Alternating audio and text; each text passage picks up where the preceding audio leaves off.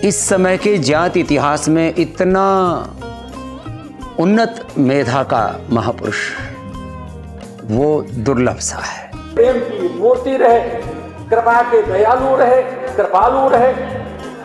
जो उनके सानिध्य में आया वही समझ सकता है भैया, वही अनुभव कर सकता है। उनमें नाम का, वाणी का, विद्युता का आकर्षण इतना है कि एक बार भी अगर उनके शरण में आ जाए बस उन्हीं का हो जाता है।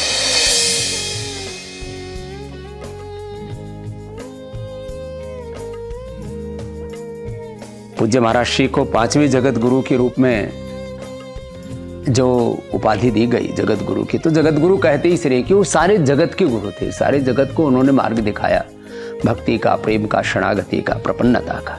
कृपालु जी महाराज ने अपने जीवन की शैली से, अपने आचरण से, अपनी वाणी से इतना गहराई में उतारा है कि युगों तक पूज्य महाराज जी का ये प्रेम का संदेश प्रेरणा देता रहेगा। जिनके प्रवचन से, जिनके कथा से कृष्णाकाराकारी चित्त बन जाता था। कृष्णाकाराकारी चित्त होना यही गोपी भाव है। ऐसे महापुरुषों का अवतरण निश्चित ही भक्ति का विस्तार होता है। जगत गुरु होने के पश्चात भी महाराज जी को बिल्कुल ना अभिमान था, ना कोई घमंड था, ना ये था कि मैंने इतना बड़ा अलौकिक मंदिर बनाया। इतने उच्च कोटि के संत होके इतने विनम्र, ऐसे महापुरुष इस धराधाम में आए, ऐसे पापी जीवों का उद्धार किया और बहुत सारे असंख्य जीव, एक जीव नहीं असंख्य जीवों का उद्धार किया।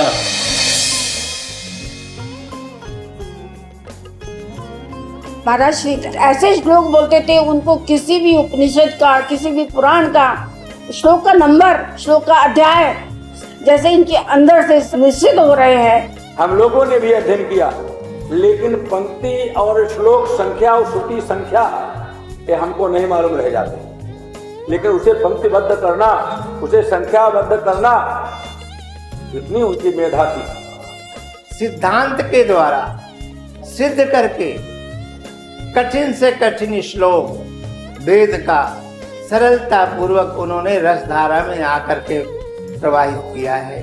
इतने उम्र में 2-3 घंटा तक महाराज जी निरंतर बोलते रहते थे बिना अवरोध के, और एकदम कंठस्थ भागवत होता था, एकदम अधारा प्रवाह बोलते जाते थे।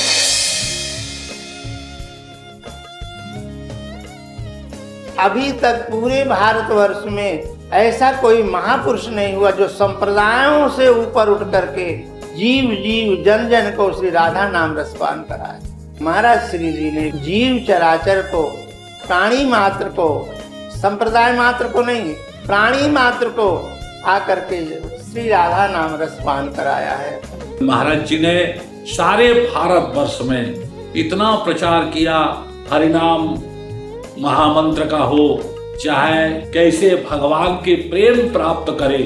ऐसे दिव्य महापुरुष का जब प्रवचन होता था तो हजारों हजार व्यक्ति श्री राधा भाव में एकदम निमग्न हो जाते थे। राधा तत्व पे उन्होंने जो निखार किया है, दूसरे आज तक किसी विद्वानों का द्वारा ये नहीं हुआ।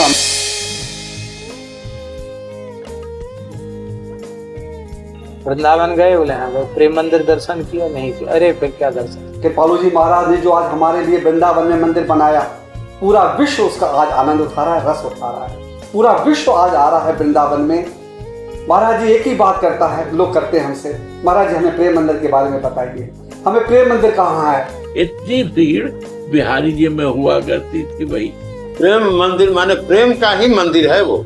राधा कृष्ण प्रेमिक और ईश्वर परम कृष्ण सचितानंद रस विग्रह, भगवान श्री कृष्ण का रस का साक्षात विग्रह है। वही रस के विग्रह ही माने प्रेम का विग्रह है। प्रेम का विग्रह भगवान श्री कृष्ण है, इसीलिए प्रेम मंदिर महाराज जी ने नाम रखा। ये प्रेम मंदिर का जो नक्शा है, ये प्रेम मंदिर का नक्शा गौलोक धाम का अंश स्वरूप बन रखा है।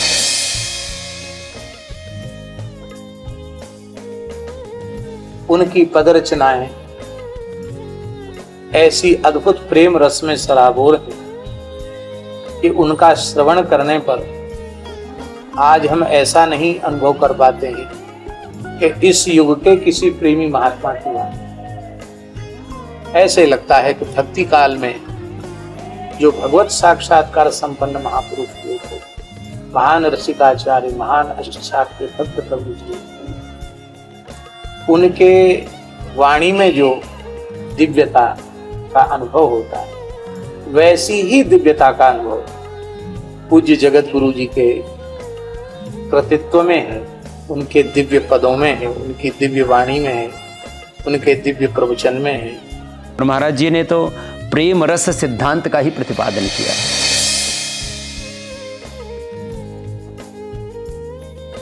वो तो अगाध समुद्र थे प्रेम का, और प्रेम ही जैसे मानो उनका जीवन में प्रेम का ही वितरण किया करते थे महाराज जी। जीव को परमात्मा में कैसे लगना है, कैसे लगाना है, ये सद्गुण, ये निधि केवल महाराज जी को आती। ऐसे दिव्य प्रेम का वितरण संपूर्ण जगत को देकर के पूज्य महाराज जी ने सबको कृतार्थ किया, सबको धन्य किया।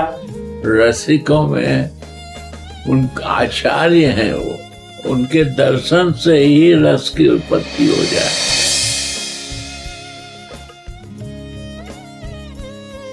जो आज ब्रज में हम लोगों के लिए किया है, इसका मेरे पास शब्द नहीं कि मैं व्यक्त कर सकूं। जैसा उनका नाम कृपालु, तो वो परम कृपालु ही थे। सबको आलिंगन करते थे, सबको अपनाते थे, ऐसा कौन कर सकता है? हमें तो धन्य भाग है कि ऐसे महापुरुष का दर्शन हुए। हमारा जीवन धन्य हो गया उनके दर्शन मात्र से। आज तक हम उसी स्मृति में, उनकी कृपा में, उसी रस में डूबे रहना चाहते हैं। प्रेमावतार पूज्य महाराज जी के चरणों में दास अनंत अनंत कोट प्रणाम करता है।